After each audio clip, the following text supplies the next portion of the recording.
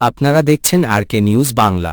ভারতের বিভিন্ন রাজ্যে ছাত্র ও জনসাধারণের বিক্ষোভ চলছে।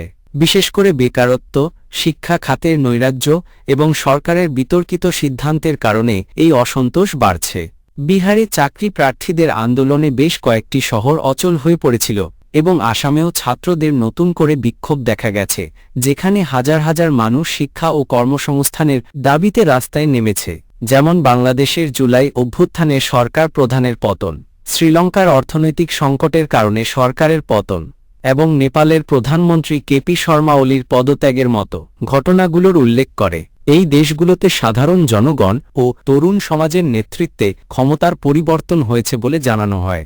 ভারতের প্রধানমন্ত্রী নরেন্দ্র মোদীর নেতৃত্ব নিয়ে প্রশ্ন উঠছে। শুল্কনীতি এবং বাণিজ্য চাপ তাঁর সরকারের কূটনৈতিক সক্ষমতা নিয়ে সংশয় তৈরি করেছে।